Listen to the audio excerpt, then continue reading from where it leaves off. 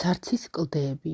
ეს გერმანელი ფერმწერის კასპარ დავიდ ფრიდრიხის ნამუშევარია, რომელიც მხატვარმა 1818 წელს შექმნა. სურათზე მხატვარმა კუნძულ რიუგენის კლდეზე ახალგაზრდა ქალბატონი და ორი მამაკაცი გამოსახა. სასურათე სიბრტყის მარცხენა ქვედა არეში, ფოთლებს შემოძარცული ბუჩქის სიახლოვეს ხედავთ ახალგაზრდა ქალბატონს.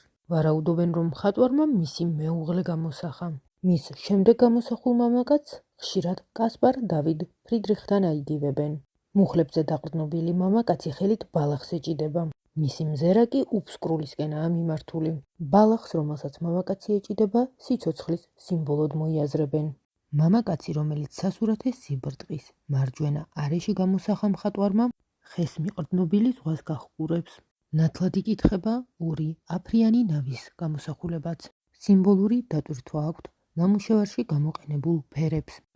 ამ ნამუშევარში გამოყენებული ლურჯი, მწვანე და წითელი ფერები რწმენის, იმედისა და სიყვარულის გამომსახველ ფერებად გვევლინება.